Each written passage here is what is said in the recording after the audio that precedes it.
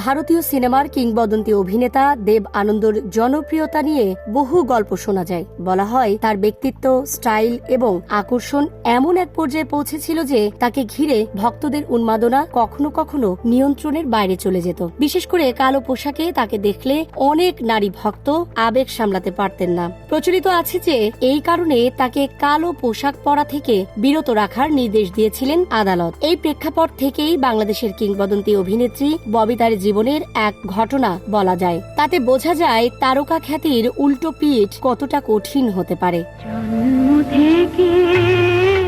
ববিতা, যার আসল নাম ফরিদা আক্তার পপি, জন্মগ্রহণ করেন 1953 সালের 30 জুলাই যশোরে। তবে তার বেড়ে ওঠা পুরান ঢাকার গ্যান্ডারিয়ায়। বাবা নাজিমউদ্দিন আতাউর ছিলেন সরকারি চাকরিজীবী এবং মা বেগম জাহানারা ছিলেন চিকিৎসক। পারিবারিকভাবে সাংস্কৃতিক পরিবেশে থাকায় ছোটবেলা থেকেই অভিনয়ের প্রতি আগ্রহ তৈরি হয়। 1968 সালে তার অভিনয় জীবনের সূচনা হয়। বড় বোন সুচন্দা এবং তার স্বামী খ্যাতিমান চলচ্চিত্র নির্মাতা জহির রায়হানের উৎসাহে সংসার চলচ্চিত্রের মাধ্যমে তিনি চলচ্চিত্রে পা রাখেন। সেই ছবিতে নায়ক রাজ্জাক তার বাবার চরিত্রে এবং সুচন্দা তার মায়ের ভূমিকায় অভিনয় করেছিলেন। সংসারের পর জহির রায়হানের শেষ পর্যন্ত ছবিতে নায়িকা হিসেবে অভিনয় করেন তিনি।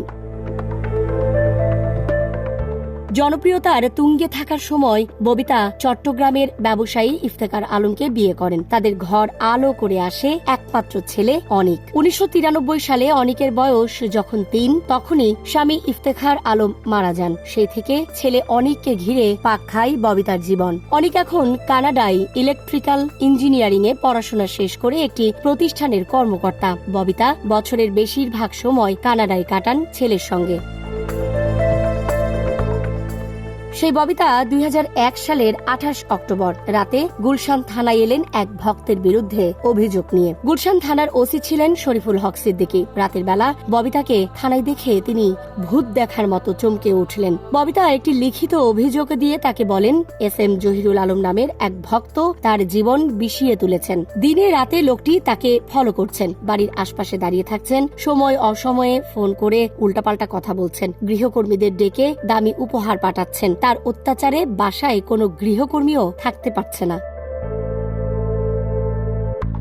ববিতা লিখিত অভিযোগে জানান 2 বছর ধরে লোকটার সঙ্গে তার পরিচয়। প্রথমে ভক্ত পরিচয় দিয়ে বাসায় ফোন করেন। শুরুতে ববিতা মনে করেছিলেন 8-10 জন ভক্তের মতোই, কিন্তু ধীরে ধীরে লোকটি বেপরোয়া হয়ে ওঠেন। একদিন ফোন করে ববিতাকে বিয়ের প্রস্তাব দেন। ববিতা তা প্রত্যাখ্যান করেন। এরপর লোকটি ববিতার ছোট বোন চম্পার স্বামী শহীদুল ইসলাম জিন্নার সঙ্গে দেখা করেন। তার কাছে গিয়েও বিয়ের প্রস্তাব দেন। এতেও কাজ হয়নি। এক পর্যায়ে ববিতার ভাই পাইলট ইকবালের সঙ্গে দেখা করেন। পুরো পরিবারে এ ঘটনা ছড়িয়ে পড়ে। এরপর লোকটি একটি দৈনিক সাক্ষাৎকার দিয়ে বলেন ববিতার সঙ্গে তার বিয়ে পাকাপাকি হয়ে গেছে। তিনি ববিতার সঙ্গে কলকাতা বেড়াতে যাচ্ছেন। বিদেশে ঘোরাঘুরির খরচের জন্য ববিতাকে 10 লাখ টাকাও দিয়েছেন তিনি।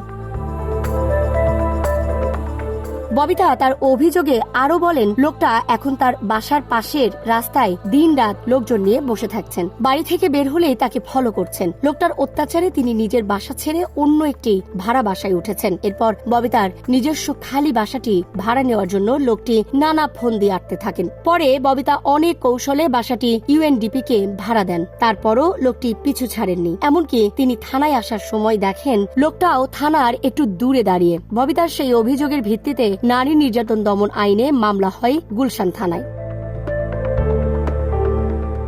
ববিতার ভক্ত এবং এই মামলার আসামি SM জহিরুল আলম সাধারণ কেউ নন। তিনি সিকিউরিটিজ অ্যান্ড এক্সচেঞ্জ কমিশনের পরিচালক। এর আগে তিনি শিল্প ঋণ সংস্থায় বড় পদে ছিলেন। লোকটি 3 সন্তানের জনক। তার অনেক সহায় সম্পদও আছে। এরকম একজন মানুষ কেন এই কাণ্ড করতে যাবেন?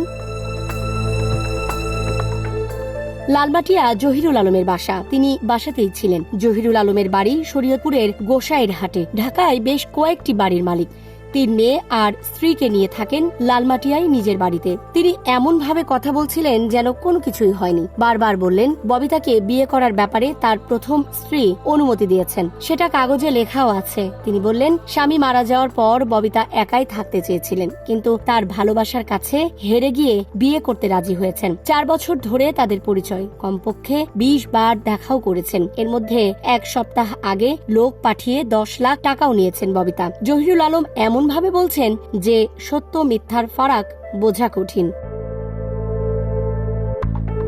3 নভেম্বর 2001 জহিরুল আলমকে গুলশান থানা পুলিশ গ্রেফতার করে। তাকে রিমান্ডেও নেওয়া হয়। রিমান্ডে এসে সেই একই কথা বলেন। তিনি খুব স্বাভাবিক, তার কথাই কোনো নড়চড় নেই। জহিরুলকে কারাগারে পাঠানো হলো। কিছুদিন পর তার বিরুদ্ধে অভিযোগপত্র দেয়া হয়, কিন্তু বাদী ববিতা কোনোদিন আদালতে যাননি। বাদীর অনুপস্থিতিতে মামলা থেকে অব্যাহতি পান জহিরুল। এরপর জহিরুলের আর কোনো খোঁজ জানেন না কেউ।